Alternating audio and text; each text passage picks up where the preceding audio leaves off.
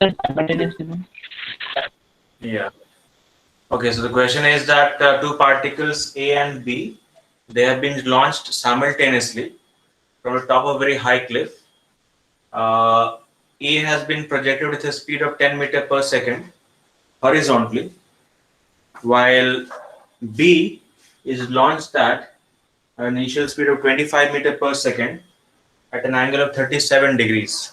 Okay, take sine 37 approximately to be 3 by 5, and cos 37 will be then becoming 4 by 5. These are approximate values, by the way. Don't take them that is going to be actually correct. They're just approximate, okay? The approximate values over there. So we have to find out in this case the separation between the two particles or the distance between them at t equal to 2 seconds, assuming they haven't yet struck the ground over there. I mean, it's very high cliff, so I'm assuming that it is not yet striking the ground. So assuming that they do not, they haven't yet fallen to the ground, determine the distance between them after 2 seconds of launching. How much will be the separation between them after 2 seconds of launch? That's the question. Two particles have been projected. Yes, Shubham, two particles A and B, they are projected simultaneously from the top of a very high cliff. A horizontally with a speed of 10 meter per second, B with a speed of 25 meter per second at an angle of 37 degrees. We need to find out the distance between them. Distance between A and B after 2 seconds.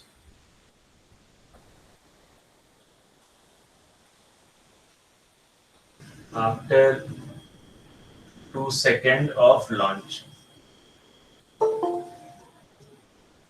Okay. After 2 seconds of launch, what will be the separation between these two particles? That is what I have to figure out.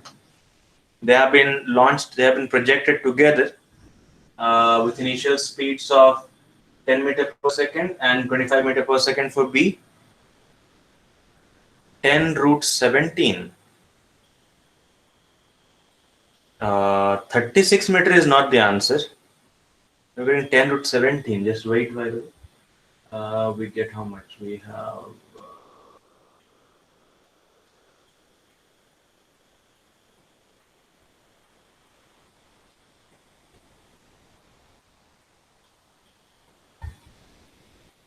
10, 15. Sir, हाँ बोलो. sir, 10 meter. 10 meter? No, no, no. It's not 10 meter.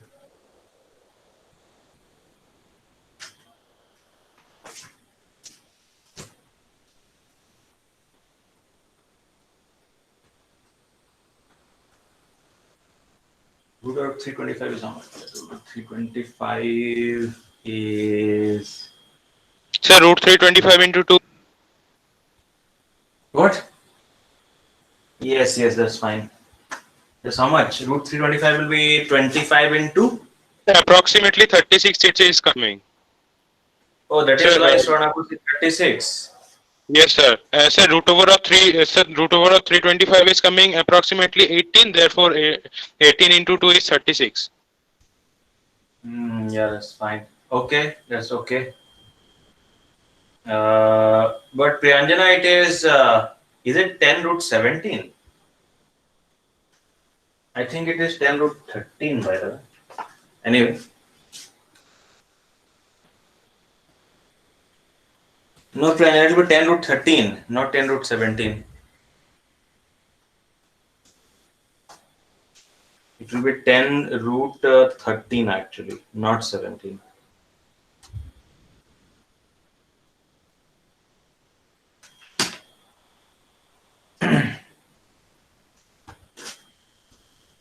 Okay, that is fine.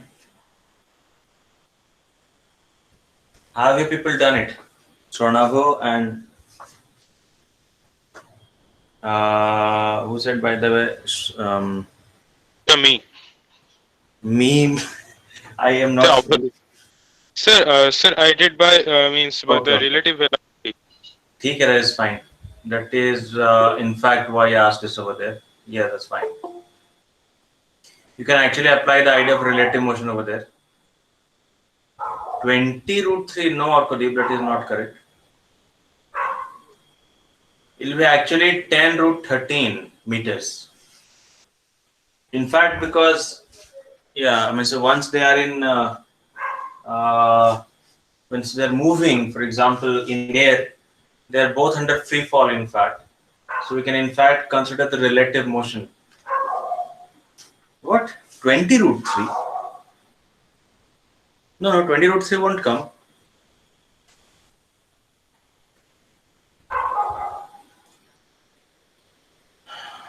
Uh, 20 root 3. It will be actually 10 root 13 meters. It won't be 20 root. Yeah, 10 root 13 meters is what we have. Okay, there are two possibilities that we can have. We can either consider, for example, the x and the y coordinate after time 2 seconds for both the particles and then separate and look at a distance formula that we can do. Alternately, we can just consider the relative motion over there. What is the value? What is the value implies what, Arkadeep? It's around 36 meters, 36.0 something.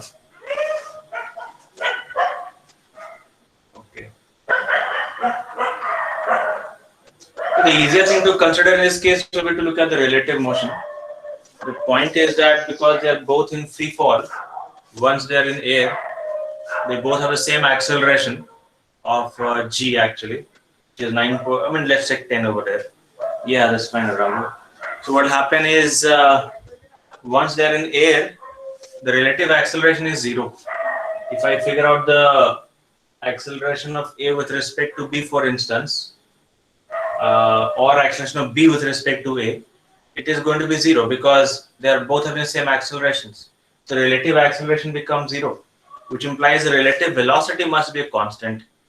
And so I just figure out the initial relative velocity, and that is that particular initial relative velocity, these particles are going to move. So with respect to one of them, for example, if I consider the relative velocity of B with respect to A, if I want to find out the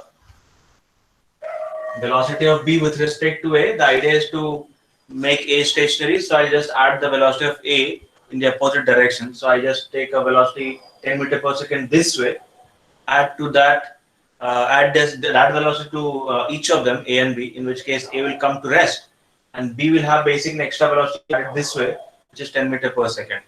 If I look at the velocity of B with respect to A, that will become velocity of B minus that of A. Velocity of B I can write in the projections component form. If I just take this as the x-axis, that is the y-axis. So the x component is going to be VB is going to be essentially, this is actually 25 meters per second at 37 degrees. So it becomes 25 cos 37 degrees along the x-axis.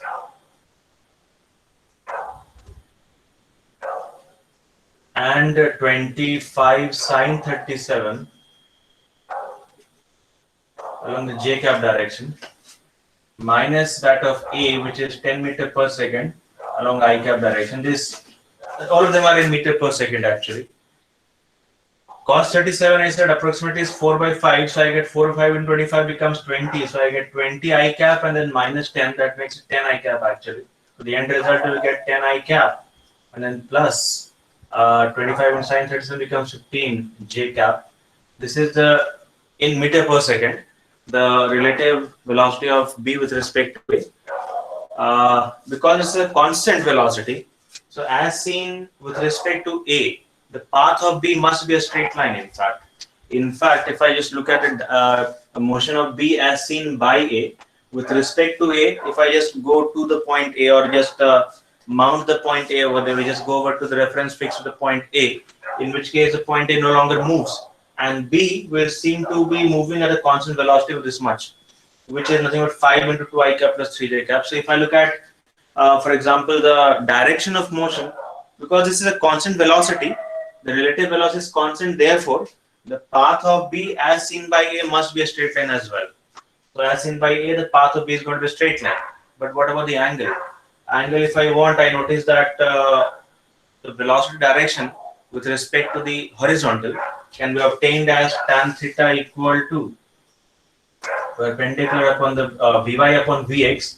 That makes it 3 by 2. Tan theta is 3 by 2. As far as the direction of B with respect to A is concerned, that will give us in this case roughly is Sir, 56.3 degrees actually, yes. Roughly 56.3 degrees. So as seen with respect to A, the path of B will be a straight line at an angle of around 56.3 degrees actually. It will be something like this.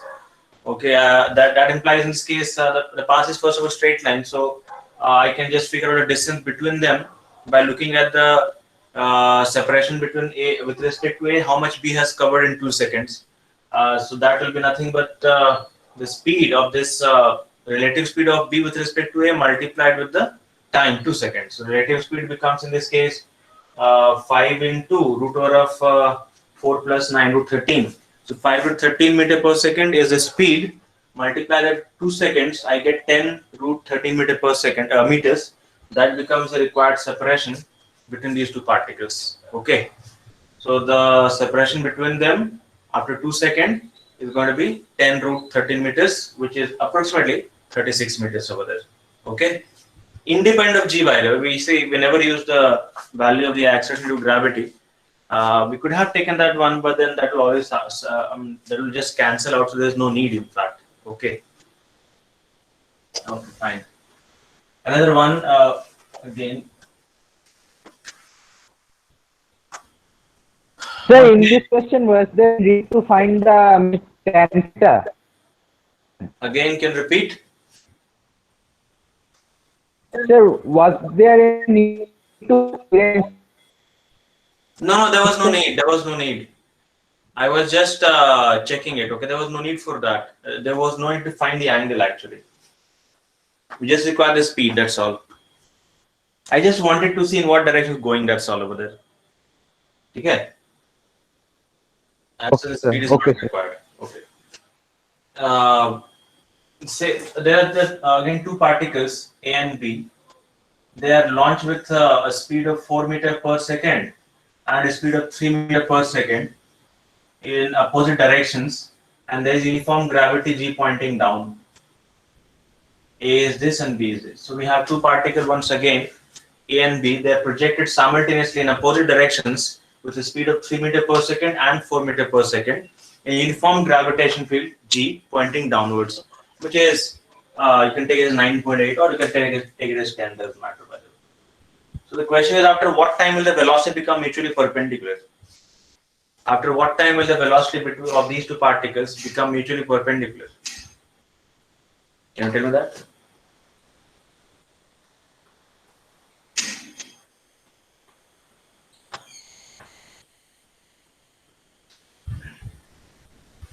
So after what time will the in the previous question the second line not understood? Second line implies what? This. Yes, sir. The velocity of A, sir. The velocity of A. velocity of A was 10 meter per second along I cap. What else? It was projected horizontally. है ना?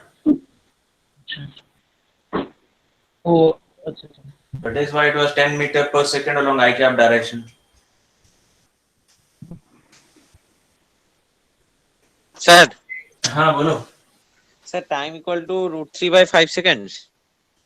Root 3 by 5. Root 3 by 5. You have taken g as 10 meter per second. Yes, sir. Okay, just let me check. Hold on.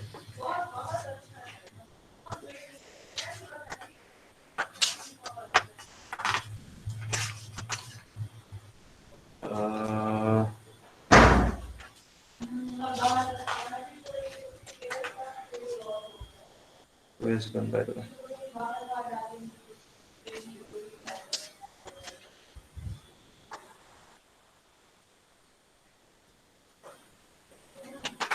What did you do, by the way?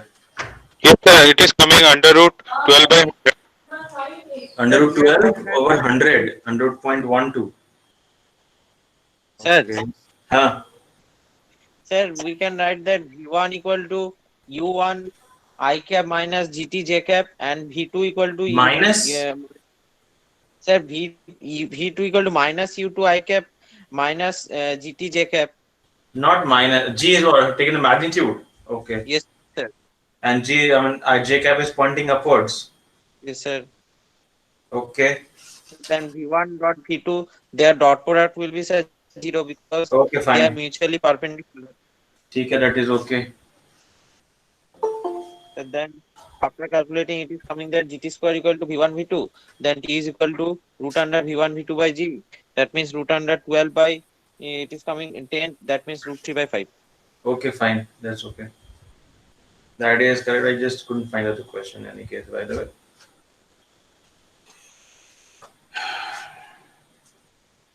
The question, Shvankar, the question is there are two particles, 1 and 2. They are A or B, A and B. They're projected simultaneously from the same point with a speed of 3 meter per second and 4 meter per second respectively. And they are just moving under the influence of gravity alone, uniform gravity. So after what time will their velocities be mutually perpendicular? That is the question. After what time will the velocities be mutually perpendicular? I don't know where the question is. Anyway, no problem. The idea is you have done is okay. So we in effect use the fact that after some time,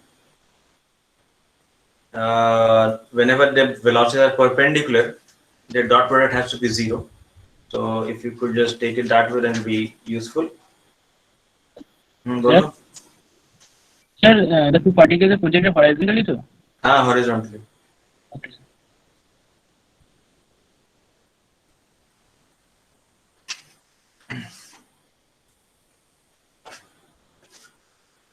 Well, I cannot find it.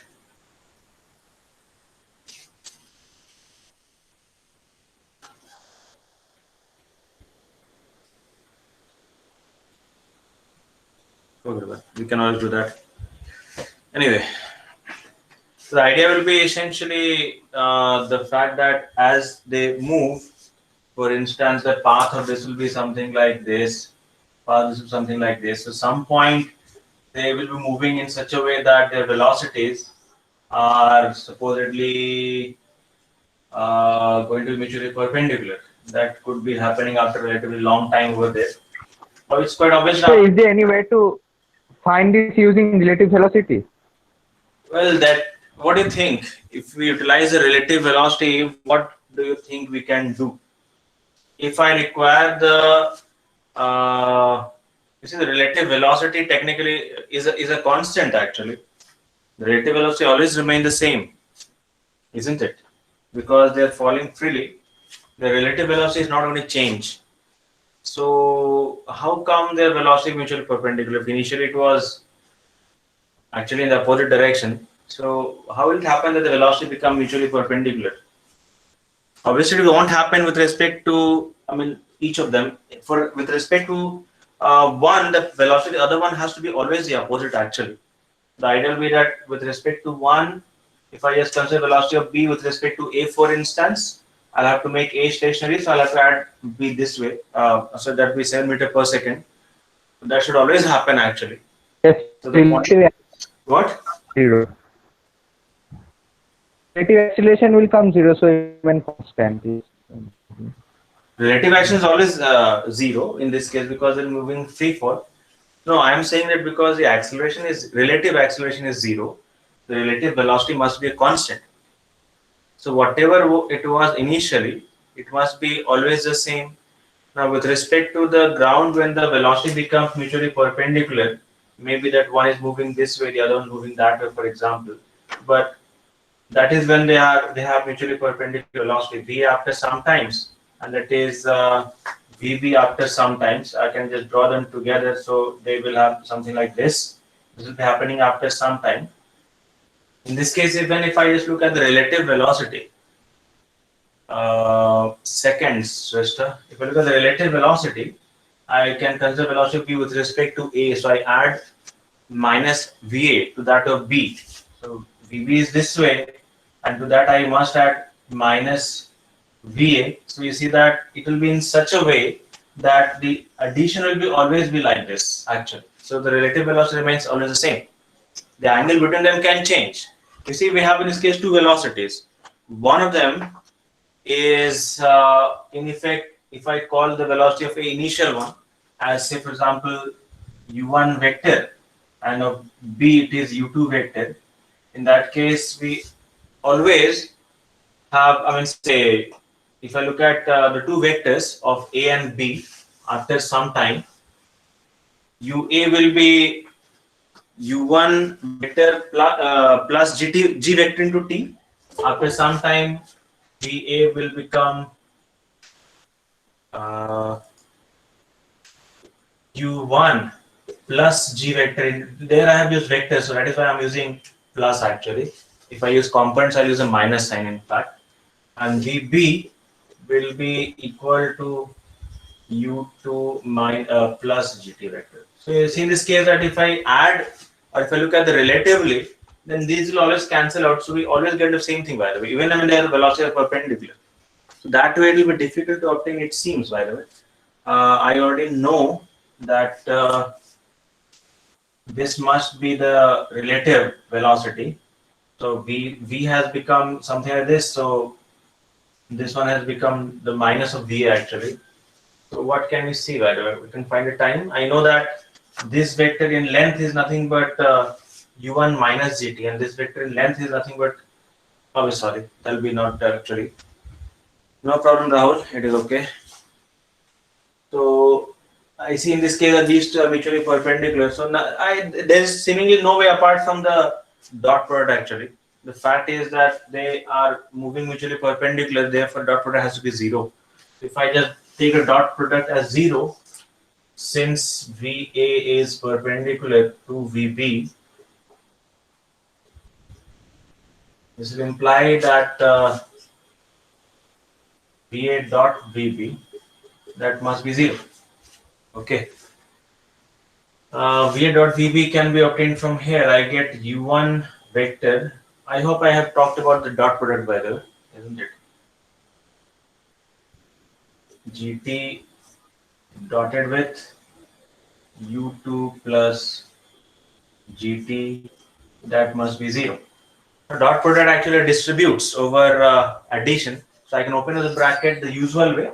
I just have to keep the dot product U1 dot U2. Then if I consider U1 dot GT plus U2 dot G vector T, and then plus GT dot GT is becoming nothing but G squared T square over there. We know that A dot A becomes mod of A squared. So that is what I'm using in this case. G vector dot G vector becomes simply G square, implies modulus of G square in fact. It's visible, I hope. That becomes 0. We notice in this case that U1 vector is in fact horizontal, initial velocity vector. G vector is vertical, which implies U1 dot G must be 0. So this part over here will turn out to be 0. And this part over there will turn out to be 0 as well. Both of them are 0 in fact. That is gone therefore. In addition to that, we notice that U1 vector and U2 vector point in opposite direction. So the angle between them is 180 degrees. And therefore U1 dot U2 becomes minus U1 U2 because cos 180 degree becomes minus 1 actually.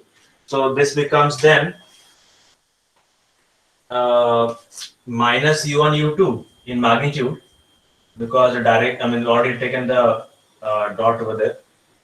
Then we have plus G square T square equal to 0. That gives us finally the required time as root over of U1 U2 by G. That we have. Okay.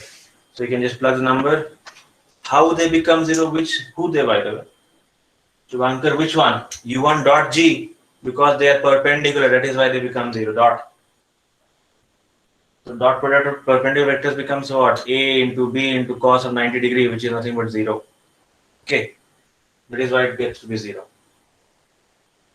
Fine. Sir, Bolo. sir, we can consider that the downward motion of G as positive. That you can always do. It doesn't matter. You just take a reference direction. In this case, I have used a plus sign because I'm dealing with vectors actually. Vectorically, I add. Okay. Okay, sir. When you write down, even if I haven't taken any coordinate system actually, so it is independent of any coordinate system. But if you choose a coordinate system where the y-axis runs upward, for example, in that case, G vector will become minus G along J cap. So then become minus over A, isn't it? So vectorically, it is simply the equation V equal to U plus AT. That is the equation I'm using. I just used, instead of the scalars, the vectors over there. So when I use vectors, I do not subtract. The acceleration is going to be known to be opposite. That's a different story. But we won't subtract over there. Okay? Sir, that means we can consider the downward as positive also. That you can always do. That you can always do. In that case, oh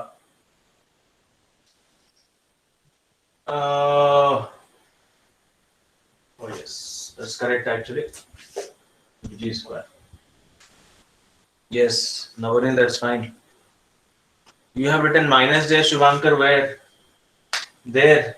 It is minus because U1, U2 are opposite in direction. Their angle is 180 degrees. Cos 180 is minus 1. So I get U1 into U2 into minus 1. Okay. Okay, fine. Is this clear enough? So just a bit of calculation, nothing much. U1, U2, 12, and G square is approximately how much by the 100 in this case. So okay, fine. 12 by 100 is approximately 0.12. That makes it 2 into 0.3.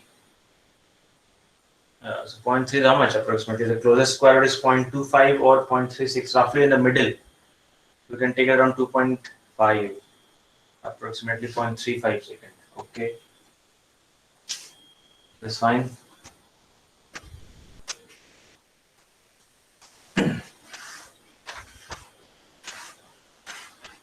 Last time we already have done the projectile on a inclined plane, isn't it? That we have already considered.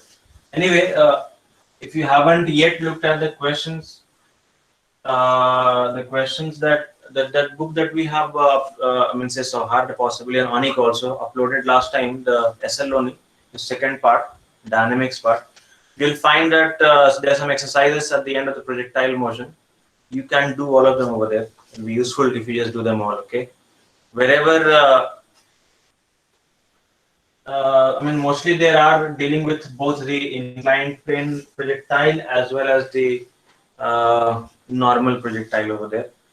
So you should do them if you haven't yet. All are formula sums. What? So all are formula sums. Is it? Let them place them in the formula. Well, there are some couple of good questions over there, but anyway, no problem. If it is formulas, and then what is the problem? You can always do that, but not. No, I'm talking about different exercise, by the way. Okay, I'll just, I mean, say, take up the pages and send it over there. Okay, people do not want to download the book. Those pages will be enough over there. Okay. And there's one more thing, by the way. You notice that if you throw a projectile, say for example from the ground, if I throw something, first of all, if I just throw it at this angle, then it just goes like this. So if I look at the distance of this particle from the point of projection, this distance, that distance keeps on increasing. That's what we see, isn't it? So in this case, the distance of the particle from the point of projection is increasing always. But if I project a very steep angle, for example, if I just project it almost vertically up, in that case it goes like this and then comes back over there. In this case, what I find is that the distance is first increasing. It first increases, but after some time, it starts decreasing. In fact, once it reaches near about the top, then after that, it starts actually coming closer to the point of projection, actually, isn't it? But if the angle is not so steep, in that case, always seems to go away from us. In fact, if I just throw it almost at say very less angle, then it will always move away from the point of projection, isn't it? So the question is, there has to be some angle, a certain angle where this transition is is happening actually, because initially or for very small angle, the particle always go away from us from the point of from the thrower, but for very steep angle, it just goes away from us for some time and then starts coming back. Fine. What is this, Onik? I was saying that nowadays I find that people are actually getting out. They are just logging out. Maybe network problem over there. Okay, Onik, I was saying that if I throw a projectile at a relatively small angle, then it seems that the distance of the projectile from me, from the thrower, it always increases. You see that this was initial distance in that, and then when it goes over here, the distance becomes this, goes over there, distance becomes this, and then this, and then this, and so on. So we find out what the length is increasing. Length of the straight line joining this point and the current location of the projectile is increasing, isn't it? So you can say in this case the projectile is always going away from the thrower, basically. But if I throw it at a very steep angle, something like this, say almost 90 degrees, for example, in that case it will first go away from us. The distance will initially increase. You can see that distance is increasing, but after some time it starts coming closer. It starts coming down, so it starts coming closer as well, isn't it? That's what's happening in this case. So I'm saying this case there has to be some angle. At some angle, it may happen that before that angle or for angle less, it will actually always go away from us. But for a greater angle from that, with respect to that particular critical angle, it will start coming closer after some time, isn't it? There has to be some boundary. Are you getting what I'm saying? The question is asking us to figure out that angle, the maximum angle at which we can throw the projectile, so that it always goes away from us. Did you get what I said? Sir, 46 degrees. By the way, what do you say? Sir, 46 46 degrees. degrees. Why not? Why 46 degrees? By the way? No. Sir, just guess. No, that is not correct.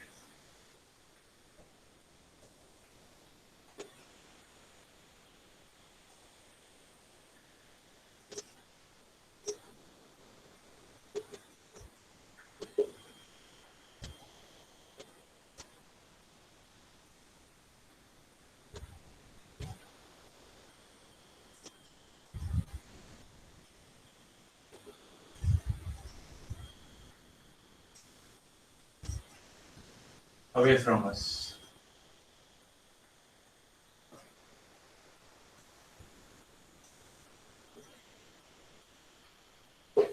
Implying the distance will always increase.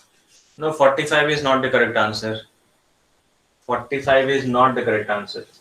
The maximum angle of projection so that the projectile always go away from the thrower, implying the distance always increases. Sir, 30 degrees. No. Somewhat 70. Somewhat 70 implies.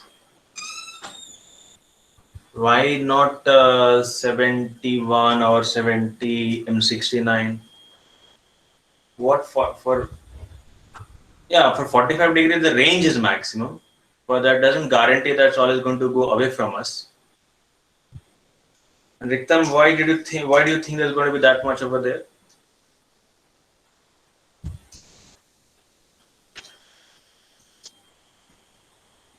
Okay, you could still take it as a homework by the way if you wish. 0 degree. No. What I mean, Anushka, in this case is that at that particular, you see the point, you can see at these lesser angles, what happens. These lesser angles, it is always going to go away from us in the sense that the distance of that particle from us is always increasing, isn't it? But if I just take up a very steep angle, somewhere there will be some angle. I mean, say I just keep on increasing the angle of projection. At some angle, it will happen that it is going to go away from us. But if I just throw it a very steeper angle over there, say that I throw it at 90 degrees, for example. So what will happen? Just go up and then come down. So when it's going up, then the distance is increasing from the thrower, but when it's coming down, the distance starts decreasing. I don't want a distance to decrease actually. I mean, obviously, if the range is maximum, it is going away from us, by the way, but it doesn't mean that it will happen at that maximum angle. It may happen after that as well, even though the range is not the largest possible, but yet it's going from us. That is a possibility. 53, no, that is not correct. Concept like that the range should be larger. No, that's not okay, Anushka. Ainak, that is not. Well, the idea is pretty simple. The idea is that the distance has to increase. That is as simple as that. Now, what might be the implications for that? The distance is increasing. The distance is what? Distance is root over x square plus y square. X is, I know, v naught cos alpha t, and y is also known. There is one possibility to go, but we can also avoid calculus by that. We can do it without calculus as well.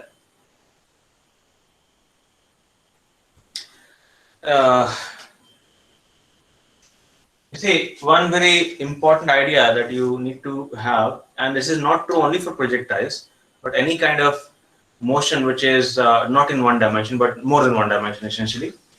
The fact is that if, for instance, the particle is at any point farthest from a certain location, if we consider that a particle is moving in this fashion, for example, random,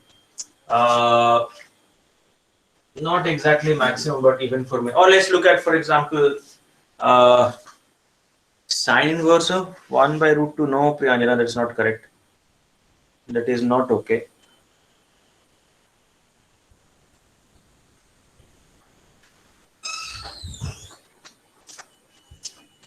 See, if you consider not able to figure out, no problem. You see, the idea is what? If we consider, for instance, a particle distance from fixed point, say that there's a fixed point and there's a particle which is moving, for instance. The idea is what? At the point where it is farthest or closest, basically, at both these locations, if at some point the object is located farthest from this fixed point O, then at this point, the velocity vector must be perpendicular to the position vector actually. That's very important to understand. You see that any point where the velocity is perpendicular to r vector, the position vector. I hope you remember what is the position vector. Whenever the velocity vector is perpendicular to the position vector, this velocity will not change the r vector length. What we know in this case is, in fact, we saw that earlier. This is very, very clear in case of a circle path, for example. In a circular path, for instance, the velocity is always perpendicular to the radius, and that is why distance never changes. In fact, when we look at the velocity, there are two components to it. Okay, there are two components. You notice in this case that if I have the velocity, say for example, this way, I can always resolve this velocity in two components. One component parallel to the position vector. One component will be parallel to this direction, the other component perpendicular. Okay, so what will happen is the component of the velocity which is parallel to the velocity, the position vector. If I look at the component, this one that is parallel to the position vector, this component, in the next very short duration of time, for example, what will happen is there will be a displacement in that direction. Technically, there will be displacement in a very short time in this direction. Actually, this will be the total displacement in the next very, very short duration of time, say for example, a millisecond. Yes, Ayush, I am saying that if the velocity vector is not perpendicular to r vector, for example, if I draw the velocity vector at some angle with respect to r vector, what will happen is it will have right now two components. One component will be actually parallel to r vector, the other component perpendicular. Now, the perpendicular component actually cannot change the length of vector. Okay, the idea is what? There will be a slight displacement this way, so it will have a component that way and a component this way over here. So the point is the component of the velocity or the part of the velocity, the projection of velocity, which is perpendicular to r vector, that cannot change the length of r vector. Okay, that is always correct, by the way. In fact, we can always show that if it happens, the rate of change of a certain vector is perpendicular to that vector. In that case, the magnitude of that vector will be a constant. Okay, always true for any kind of vector, by the way. If I just take up, for instance, the velocity and the acceleration, my voice is cracking. Well, at least, well, what about the other people, by the way? Can you listen to me clearly? Clear. Yes. I so you'll have to wait for some time. It will become clear enough. Yeah, I think you just logged out right now. Sometime for you also, Ryan. Okay, what to do, by the way? I mean, say. Okay, just try to wait a couple of seconds. It usually becomes correct. Fine. There's a lot of fluctuation network nowadays, effectively.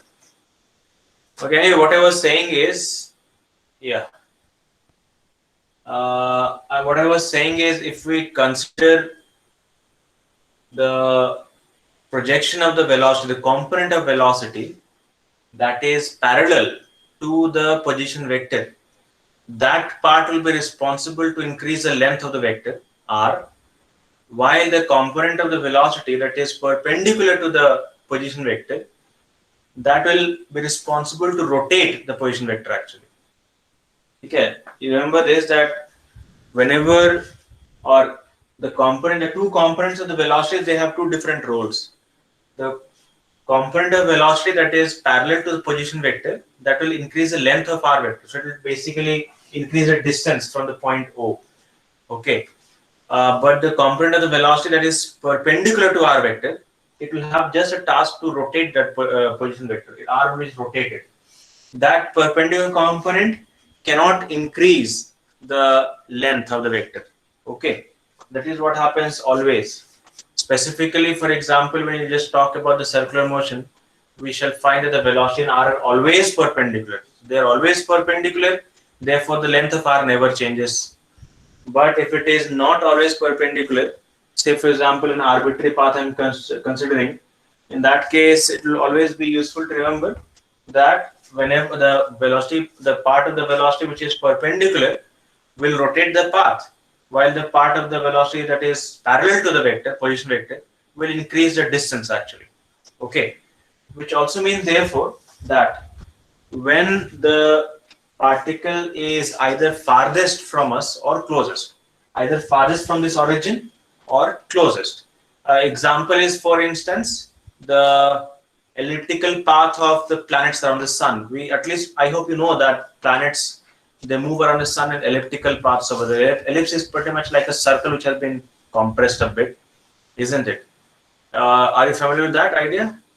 Technically, it is not a circle, it is an elliptical path. Anyway, the point is what, if you consider those elliptical paths, then at the maximum distance from the sun and the minimum distance from the sun, at both these locations, the velocity of the planets is perpendicular to the line joining the sun and the planet. But at these locations, only at these locations they are perpendicular. Everywhere else they are not. If I consider the case of the sun and the planets, for instance, the path is something like this. There is a sun, there is a planet. So what happens is, when the planet is at the extreme positions, the aphelion and the perihelion over there at these locations, the velocities are perpendicular. Nowadays, the comet Neowise is being talked about a lot over there. So that is also happening. When it was closest to the sun, the velocity was actually perpendicular to the line joining the sun and the comet. It always happens. Yes, Abradeep, I said that. You see, the idea is pretty simple. The point is that whenever the velocity is perpendicular to r vector, the position vector, in that case, the display or the distance is largest actually. The distance between the point O, the fixed point, and the particle which is moving, that will be the greatest or the smallest. At those points, the velocity and r vector will be entirely perpendicular. Okay. Because if they are not perpendicular, say for example velocity is not perpendicular, then it will have a component parallel to r vector, which will tend to increase r or decrease r, in which case it will not be the maximum minima actually. So at the point of the farthest or the closest distance from a fixed point, the velocity vector must be perpendicular to the position vector actually. That's what happens always. Okay. That is in general always correct, not necessarily only for the projectiles or something. It's always true that whenever a particle is farthest from a fixed point or closest to it, at both instances, the velocity vector and the position vectors, they must be perpendicular. Is it okay? Now, coming back to the given question. What it means by that, if I just look at the projectile over there, like this for instance, say the velocity, the initial speed is u and the angle projection is alpha, for example. Now after time t, if I take this as the x and this as the y over there, then after time t, if I consider the velocity, or at some point of time, if I look at the position vector r and the velocity vector like this, in this diagram over there, this diagram, we see in this case that if at some point over here the velocity in r becomes perpendicular, if it happens that the velocity in r become perpendicular at some point of time, then at that point of time the particle will be farthest from the thrower. It cannot be closest because we are already projecting from there over there. So in this case, at whatever moment the velocity in r become perpendicular, if it happens, that will imply that the particle is farthest from the thrower at that particular moment, and therefore after that it will start coming closer, isn't it? So, but that I don't want. I don't want the particle should come closer to us. I want that should always go away from us, which implies that if I just don't want that r vector and v vector have to be are going to be perpendicular any time over there, because whenever or if it happens that r vector and v vector are perpendicular, subsequently the particles start coming closer, which I don't want. Okay, so what I can do, for example, is I can make sure that r vector and v vector are never perpendicular. That is how angle alpha has to be chosen. So what I could do then, or for this purpose, what I can do is I can just suppose that, okay, let us say that at some point of time they do become perpendicular. They'll give us the equation in t, and I should want that this equation should have non-real solutions actually. Okay, so the idea is what I'm going to follow is I will just assume that, okay, some point let r and v become perpendicular, which I don't want actually. So we shall get a corresponding equation from there, and I just want to say that, okay, this equation should not have any real roots. That will ensure that their velocity and r vector are never perpendicular, in which case the particle always go away from us. Fine, because if at any point v vector and r vector become perpendicular, then after that point the particles start coming closer to the thrower, which I don't want, and therefore I will just in this case say that at the point where v and r are perpendicular, I'll form that particular equation in t and make sure that this equation has no real solution, in which case v and r will never be perpendicular. Is it okay? That is my strategy actually. I will just ensure in this case we need to make sure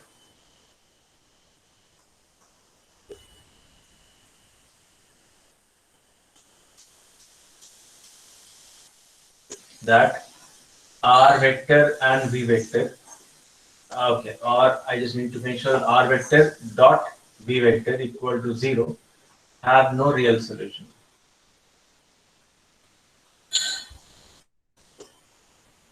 That's what I want to ensure, okay?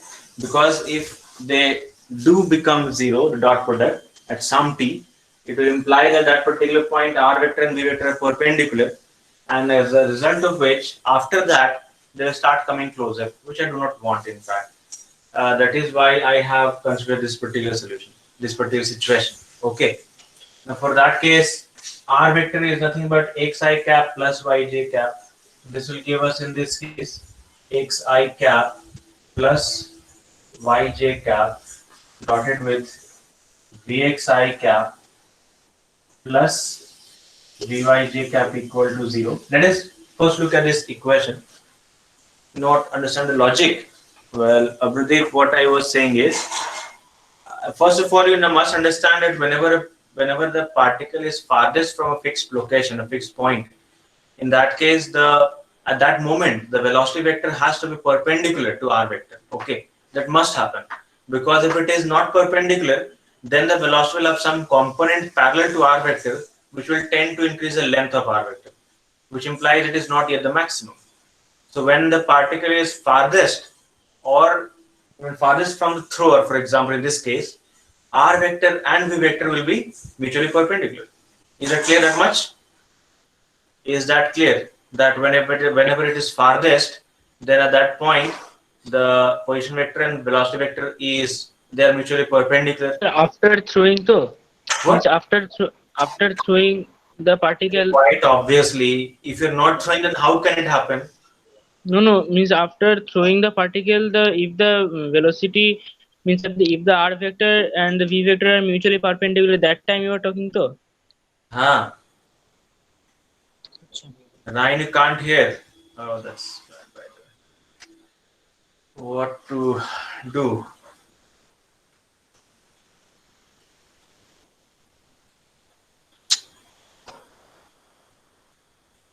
I hope everyone else can. Devajyoti, you cannot. Please. Okay, let me check my internet speed. By the way, how fast it is or how slow it is. If it is not a problem from my side, and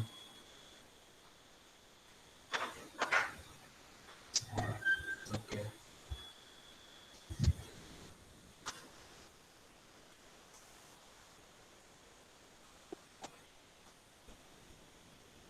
It seems that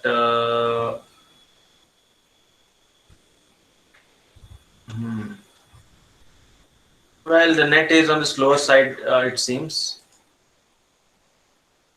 Yes, Anika, I saw that you are getting logged out.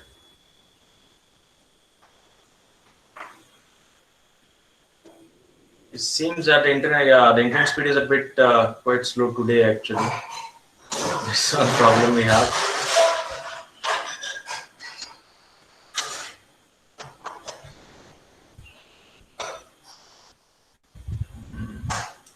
So, at least now my internet is actually quite slow at this point of time.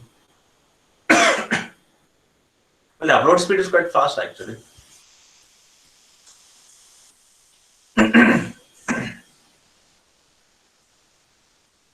Okay.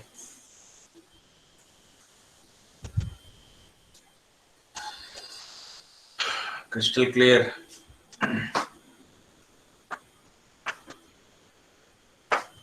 What to do then? I mean,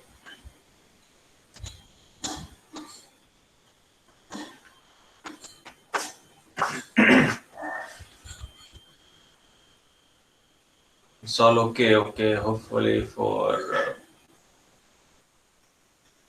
Okay, if you're not able to listen, could we just try logging out once and coming back in? Maybe that will solve the problem. Sir? Hi, Pratap. Sir, how can we multiply distance and velocity? Well, what's the trouble? You can multiply anything. Well, you can multiply mass and velocity. You can do that. Yes, sir. You can multiply anything by that. The addition will be problematic. We cannot add quantities of different dimensions, but you can always multiply them. Okay, sir. Multiplying is no trouble. All the units, if you see kg meter per second, meter per second, or I mean, say they have been obtained by multiplying or dividing different physical quantities, isn't it?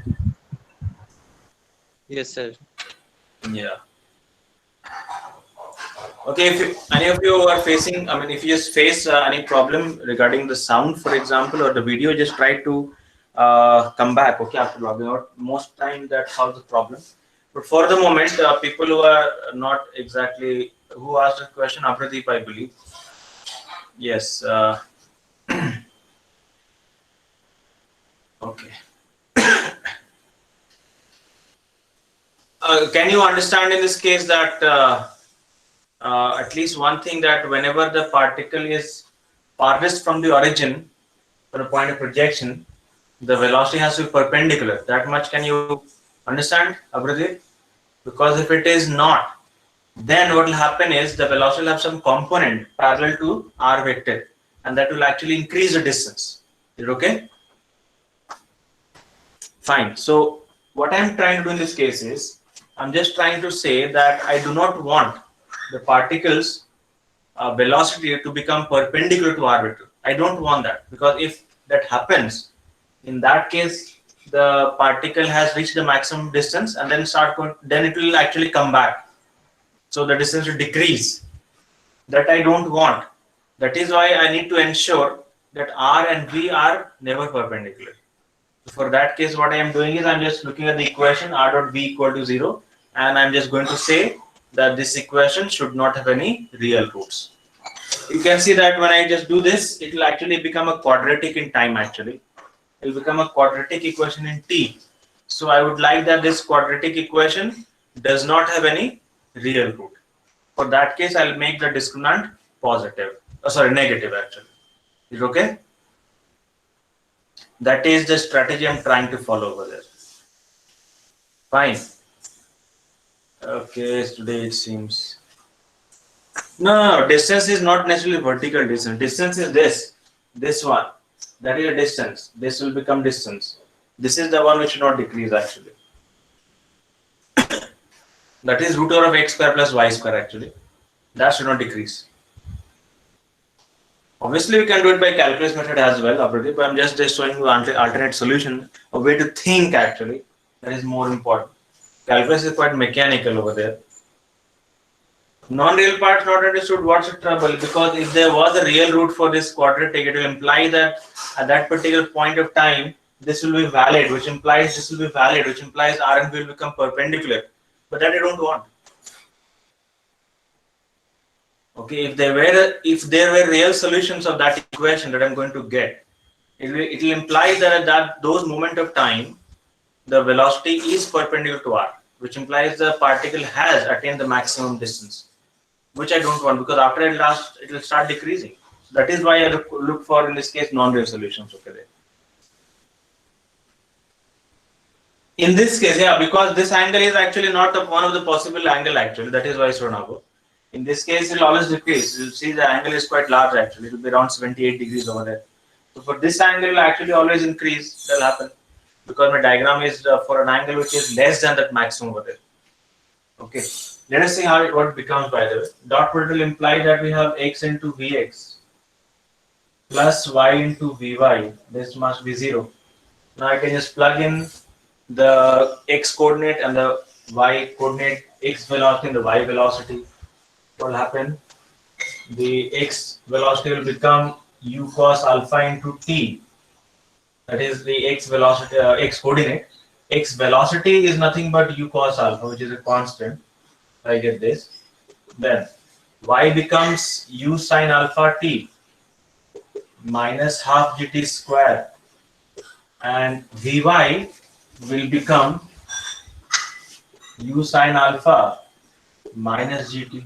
That is our vy. This must be this equal to 0. So this becomes, you see in this case that I can just pull out t common from here, this one. Okay, and this t was over here as well, so I get t common. These two together become u square cos square alpha. Then once I pulled out t from there, what is left is u sin alpha minus half gt into u sin alpha minus gt actually. Fine. So I have taken this t common from here. I just pull this t outside. So that will effectively this t can be pulled out common, so it will become actually t into this and this. That we're going to get over there. This t I have pulled out from both the terms. I've taken this t from this product and from this term as well. This t is over here. This will become u square cos square alpha.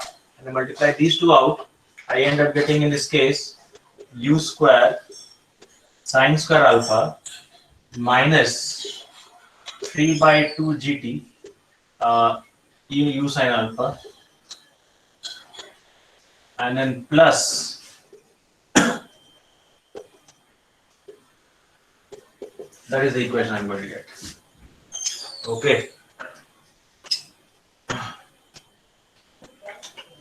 Quite obviously in this case, t cannot be 0. I know that t equal to 0. In fact, t equal to 0 is one particular position.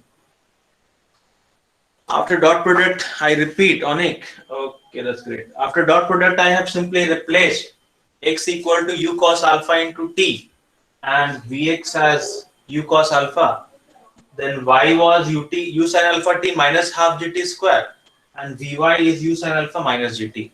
So I have pulled out common t from this one, u sin alpha t minus half gt square, that t over here and this t over there. So when I just pull the entire thing common out, I get this t over here and then u cos alpha into u cos alpha becomes u square cos square alpha, u sin alpha minus half gt and u sin alpha minus gt. Multiply them out, I'm going to get this. Okay. I know in this case that t equal to 0 is a solution actually, but that is in fact the initial moment, because at initial moment it was indeed correct that r vector and v vector were 0 dot product because r was 0 already over there. So that is true for the first part. But I know I don't want to require, I'm not looking for that particular root. I don't want t equal to 0 because that is the initial position. So that is not one which I am looking for. Since t is not 0, I require a second part, this part to be 0 over there. Okay, that equation will give us right from there g square by 2t square, then minus 3 by 2 gt into u sin alpha, and plus in these two together becomes u square. That's the equation I'm going to get. Okay, now what I need that this quadratic should not have any real roots over there. I want this quadratic should not have any real root.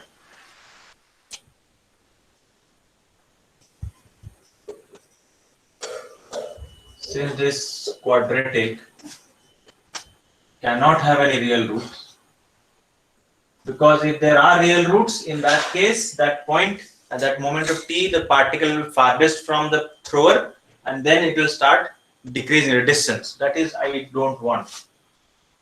Therefore, I don't want this real roots over there for this quadratic, which implies the discriminant must be negative.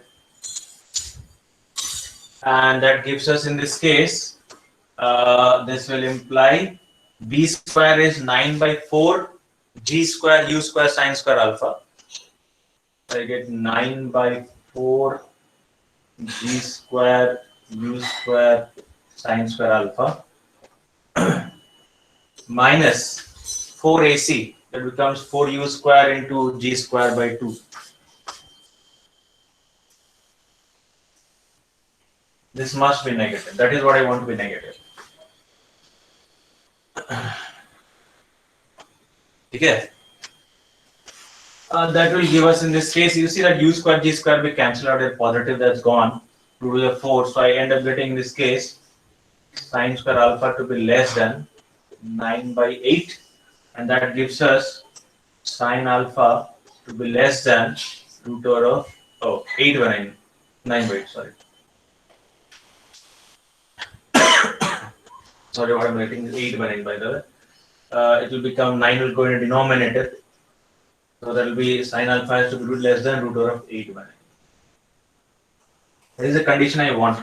So the angle alpha has to satisfy this condition, implies the angle alpha needs to be less than sin inverse of root over 8 by 9. This angle will be roughly, it's not a standard angle, it's a non-standard angle over there.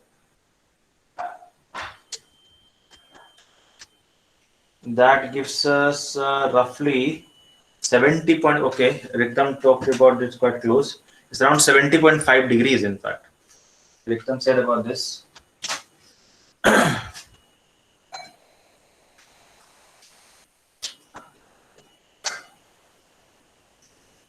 Less than approximately 70.5 degrees, which implies this must be the upper range actually.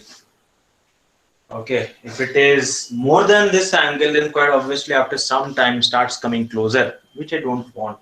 This must be therefore the angle at which it should be projected, maximum angle, at which it should still go away from us. After this angle, start coming closer.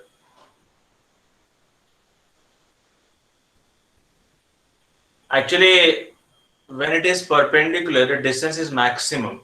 So what will happen after that, by the way, Diyasa? What happens after that? After that, start coming closer because it already achieved the maximum. So after that, what it does? It can't remain constant at that distance. It has to come closer. Decrease that you don't want, isn't it? You start decreasing, so I don't want that. That is why I made sure that this cannot happen over there. Sir, is there any alternative method for this?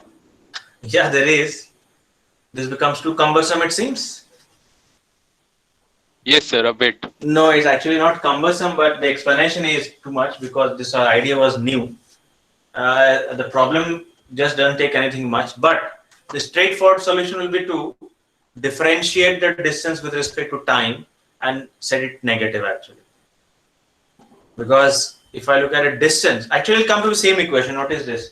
The distance is what? The distance of the projectile from the origin is nothing but root over of x square plus y square by Pythagoras theorem, isn't it? So what I want that ds, if I look at ds by dt, the rate at which the distance changes, I will differentiate this. This must be differentiated with respect to time. But make sure that you utilize the chain rule. So the derivative will become how much? Becomes 1 by 2 root over of x square plus y square, and then the derivative of these two will become in this case twice x into dx by dt plus 2y into dy by dt. Okay, 2 can be cancelled out. What we are left is x dx by dt is vx actually, so I get x into vx plus y into vy by root over of x square plus y square. So if I want that at some point s becomes largest, then ds by dt is 0. I get x vx plus y equal to 0. Same equation I've got actually. Yeah. Yes, sir. Anyway, whatever you want, you can use that. I'm just telling you some alternate ways of thinking over there. Okay. Sir, Ah, sir, please explain this once again, that ds by dt. how I got that? Yes, sir. Well, first of all, in this case, I will have to differentiate with respect to time, while the right side is containing root x and y. At least t is not explicitly coming over there. So I need to Yes, sir. utilize the chain rule. I just put u as, or I just put z as x square plus y square. So I get root z. If I take this quantity and call this as some, I just call it some z, for example. In that case, we actually end up getting s equal to root over of z, so that ds upon dt becomes d by dt of root z. But there is t and there is z, so I need to utilize the chain rule. I write down root d of root z upon dz into dz by dt. Okay, now dz d of root z by dz is nothing but 1 by 2 root z. This becomes 1 by 2 root over of z, and dz upon dt implies d by dt of this x square plus y square. That is what we have on it. I need to make this positive actually. Okay, if I just look at this one differentiation, dx square, d by dt of x square plus y square, we again have to utilize the chain rule. That is what I've written down. I first write down d by dt of x square. That one as d by dx of x square. I just do this. D by dt of x square. It is becoming d by dx of x square into dx upon dt. That's what I've done. But d by dx of x square becomes 2x. dx by dt is I have written down. Similarly for the other one. Okay. And that is why we get in this case x vx plus y vy. Last 2 minutes 9 we're talking about the alternate method over there, where you can just set the distance s and make it strictly positive, which will imply that ds by dt will have to be positive. You see that when ds by dt is positive, s will have to increase, because by definition ds was what? Ds was a very small increment in s. So if it is increasing, s is always becoming more and more, so ds has to be positive. Dt is already positive, by the way. That is why ds by dt must be positive, which gives us x vx plus y vx must be positive. You can just talk about that one as well. Consider the corresponding quadratic in T, and that requires that you want to have positive, and see what happens then. You're okay? You can also do this way over there. Fine. Okay, hopefully it is fine. I don't get much response, it seems. Anyway, no problem.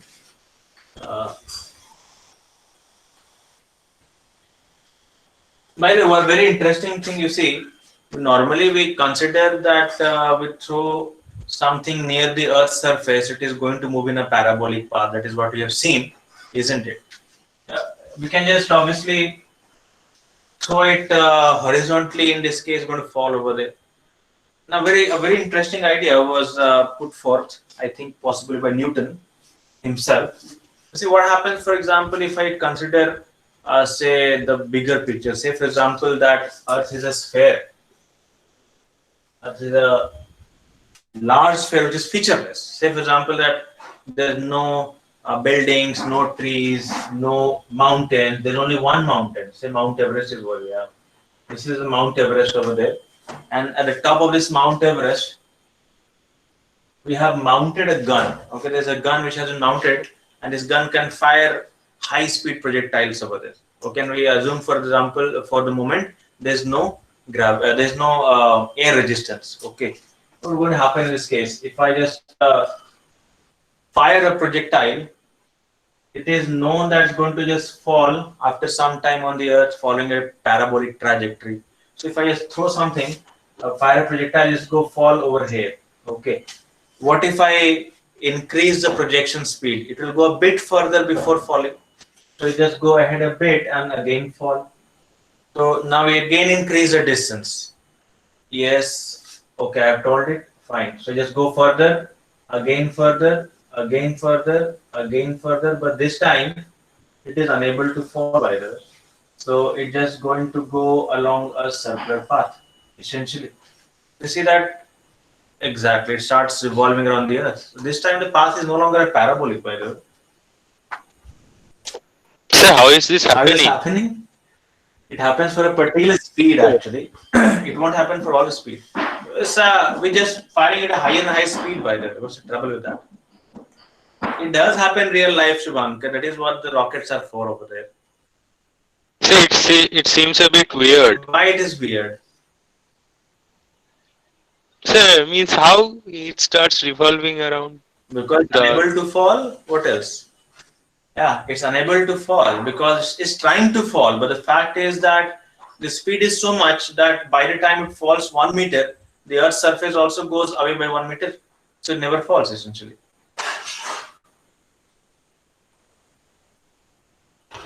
Exactly, Anushka. At this particular speed, in fact, it has become in orbit. Actually, this happens at a certain speed, and this happens at the speed which is roughly 7 kilometers per second. Actually, neglecting the Earth resistance, air resistance. Actually, it is not escape velocity. Escape velocity will be there, Rahul. You see that this is the speed at which it's basically moving around the Earth. It has become. It actually has become come in orbit. In fact, isn't it? The time will be roughly 84 minutes for the Earth over there. But what happens if I increase the speed, by the way? If I increase the speed, for instance, a bit greater speed, it will actually become a path which is like this, an elliptical path. A bit more speed, like this. A bit more speed, at some speed which is equal to the escape velocity, 11.2 kilometers per second, it becomes a parabolic path once again. It becomes once again a parabola, actually. Once the speed is around 11.2 kilometers per second. Exactly, Anushka. In fact, after it, what happens if I increase the speed? In that case, it becomes a hyperbolic path. Subsequently, the path becomes hyperbola. Okay. The idea in this case is the paths are all closed only when there are ellipses over there. As long as there are ellipses, the paths are all closed. But once the say it becomes a parabola, the path is no longer closed. It'll never come back, actually. It'll never come back. Fine. It can be a very steep ellipse. For example, the comets like Halley's comet and this Neowise comet over there. If it does survive, it will return after around 6,800 years. So that is a very highly elliptical path over there. Okay. When does happen a spiral? It will happen a spiral if there is some air resistance actually. Like for example, those particles which are moving in orbit, like I mean those rockets which are fired, you know, there are multiple stages, isn't it? When one stage burns out, for example, what happens to that? Once that is burnt out, very close to the orbit, it will continue to move in orbit, but gradually, not the initial stages, but the final stages over there. Yes, Mangalyaan did follow this idea. It was actually more like a slingshot actually. It's almost like we are slinging something. So this way, it just followed a lot of elliptical paths. Each path increased the energy a bit, and finally, when energy has got enough, it just goes into the parabolic path, never to come back actually. Usually, the higher stages which are burnt, I mean, say they are burnt quite close to the orbit actually. Those also have the orbital speed almost, so they will continue to move in circle path, but the circle gets smaller and smaller actually because of the resistance that they face. In fact, the rockets start becoming smaller. Yeah, that's correct actually. But what I was saying is, what happens to the path that stages that burn out actually? Those stages, they will linger in space for quite a long time. But subsequently, because of the resistance that still atmosphere poses over there, it will gradually spiral down into the Earth over there. As it starts losing energy, it will spiral slowly into the say oceans, or most of the time actually. Because the spiral will be there if the resistance of the air is taken into account actually. Anyway, But in space, there is no friction. well, it's not actually correct by the way. Say space is not. You see, if we just go to, for instance, say geostationary satellites, obviously we don't find much, but there's always a certain amount of dust present over there. There's always slight resistance present. It'll take up long time, but ultimately it might take a couple of months, for example, but it will ultimately follow. And most of the satellites which are moving around about the Earth at roughly a distance of some hundreds of kilometers, for example, they do face some of the resistance actually, not because of the air, but because some cosmic dust which is there. There's always a certain amount of dust in little lumps present over there. Okay, it's not like it's perfectly empty. It's not like that. Okay. Okay, sir. Okay. Rahul, how is the velocity 7 km per second estimated? Well, one very simple idea can be done, by the way. You can just utilize a bit of geometry.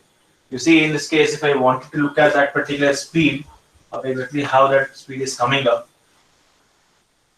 the speed for which the particle was never able to fall. I said what the idea was in this case. You see that this height will be rather small, so I can practically assume that the distance of this from the center is nothing but the radius of the Earth itself. Okay, so the idea is, what if I just throw something? I can just say that okay, Earth's surface and the okay, Anik, that's fine. If I just consider very close to the Earth's surface, so practically I'm looking at the Earth's radius itself. Instead of considering a gap, I'll just think of the path is pretty much the same as the surface of the Earth itself. So in that case, what happens if I just consider the idea? What I said that by the time it has just gone 1 meter down. Is this velocity exactly 7 km per second? Not exactly. It is approximately that. It is in fact the orbital speed. We say how it's coming up over there. The point is what? Once we have done the circular motion, it becomes much easier, by the way. But we can also obtain from geometry. The point is, I said that the path is such that by the time it falls 1 meter down, it has all the Earth's surface is also bent by the same amount actually. What's happening? From this straight path, had the Earth effect been not there, the path would have been a straight line over there. Fine. But because the gravity of the Earth, it actually goes down a bit. So assume that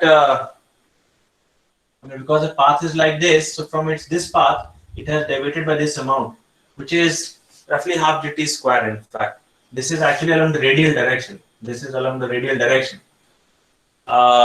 This is actually not very far distance. I've taken only 1 second of time over there, a very small time in fact. So this will not be this much distance, or I mean almost. It'll be quite close over there. The fall is toward the center. Technically speaking, if you just take very small time, these two will be very, very close in fact. So practically speaking, this will almost seem to fall toward the center. Okay. This will be therefore half gt square, the distance it has fallen with respect to its original path. This distance is the required velocity into time, this one. This is the radius. So I find that r plus half gt square whole square, that has to be equal to r square plus vt square. Remember that t is very small number in this case actually. Because normally t is very small, I could just pull out r square into, I get in this case gt square by 2 whole square.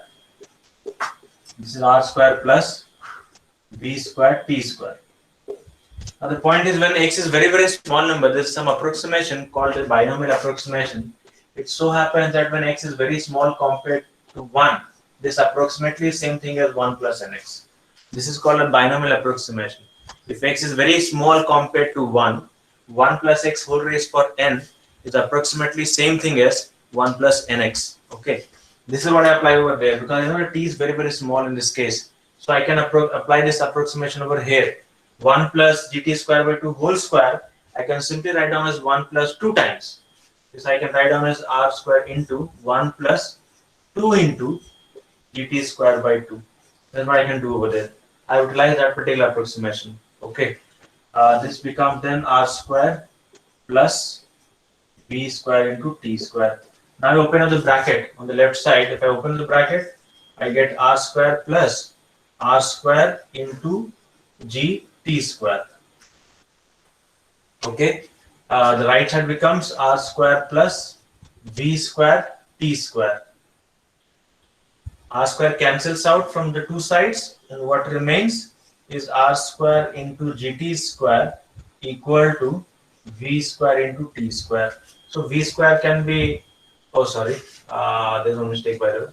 I have pulled out r from there, so I have to divide by r over there. It becomes actually this. Therefore, it becomes this in fact. Now the r gets cancelled out.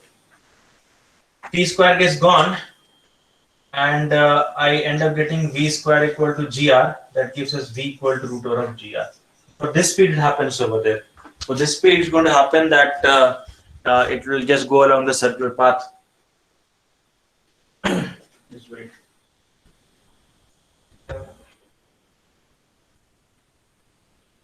Can you calculate this value by take the radius of the Earth as 6,400 kilometers and check how much is Sir, coming? 8 kilometers per second. How much? Sir, 8. 8 is coming. Just wait a moment, okay? Change the cylinder over there.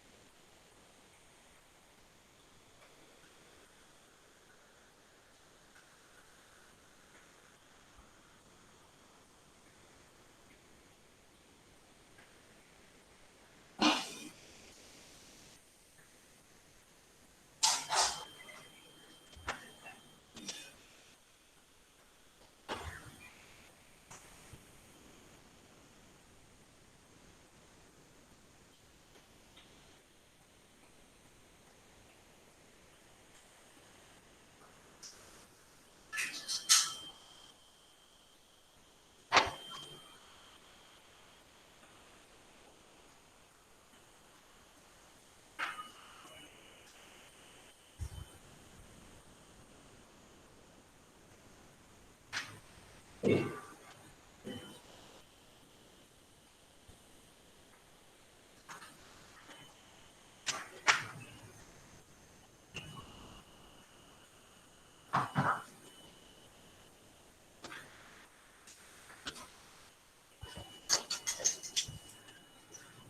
Okay, how much you're getting? I said, hold on, by the way, 9.8 Sir, 8 kilometer per second it is coming. kilometer. Okay, then should be 400,000. It's around 7.92 actually. 7.92 kilometers what we have. Yeah, that's fine. It will be actually that speed over there. In fact, this is the orbital speed over there. Fine.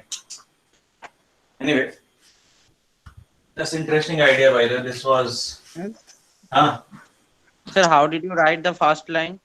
That r plus half gt square whole square. Pythagoras theorem. Actually, the point from it was projected. I suppose that what happens if gravity was not there, it would have gone straight. So deflection from the straight path will be half gt square falling from there, isn't it? So that is why this particular distance, this will be r and this will become half gt square, a tiny distance over there. Time is quite small over there. Fine. This is a part, this is also happening for the moon, by the way. The moon is also trying to fall. But as usual, it has got some tangential speed. So by the time it falls 1 meter, the Earth's surface also goes by 1 meter. That is a very simple idea actually. That forces the moon never to fall actually. Okay. Yes, sir. Fine. Okay, I think that. Okay, I mean, have you attempted the assignment of the relative motion? If you haven't done, there's no trouble. Today I'll just upload some assignment on relative motion as well. Sir, not started relative motion, but doing the vector. Not started. No, doing the vector ones. After that, I will do the relative motion. Oh, okay, fine. Today I will basically upload either today or tomorrow in the morning, by the way. Solutions. Not first assignment on the projectiles. I will upload a solution for relative, by the way. Give me a couple of days. Possibly by next class we'll get it over. Okay. I did say that for the first assignment as well, but most of the question I think we have discussed, and Tyasa asked for some questions from 25-28 that I remember. We'll get it again, but first we just look at the solution for the relative motion. Meanwhile, I will provide this assignment on projectile. You try as many as you can.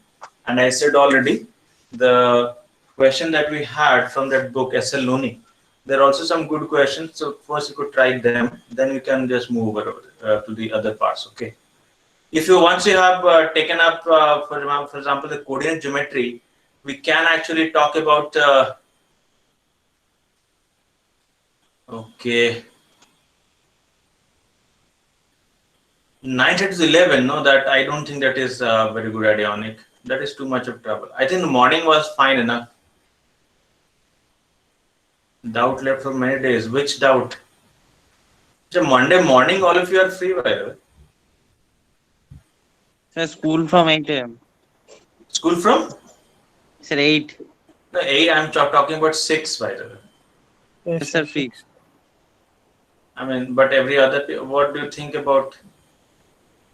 Nilavrita said no. Well, that's a problem. Saturday class time you cannot change. By Saturday morning, I already have a class over there, so I can't do anything about that. So Shubham has school from 7:15. In fact, Anushka has a tuition. Okay, no problem. In that case, I have to stick to the evening schedule. This is 9:30 to 11 become too late, by the way. I did not feel much energetic at that particular point of time. So you can do from 5 p.m. 5 p.m. People have those classes, by the way, I think. And in any case, I have a class from 4 to 6 actually. Okay, sir. Yeah, 8 is okay. It has to be, by the way. Yeah. Last grasshopper sum remains, Rahul, for the moment. I do not know what. If you can show me what you have done, I can give you help, for example.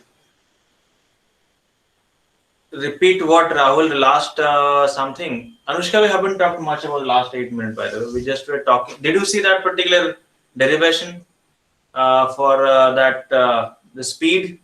That is the only thing that we did, in fact. I just went for changing the cylinder. Yes, Swarnabh, I think we can end it today. By the next class, we shall start with circular motion. And all at 7:1. Okay, then it's fine. Anushka, there's nothing else we have done.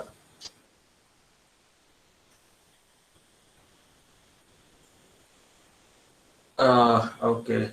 Sonic, what are you suggesting? I said already I have a class from 4 to 6 already, by the way.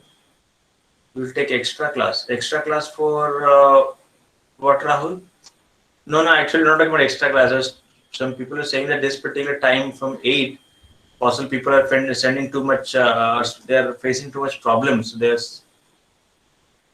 talking about changing the time over there. I think 8 is quite fine because afternoon I have a class. Yeah, Shranab, we can leave. Okay, don't worry. We have, I don't know, what? On Monday,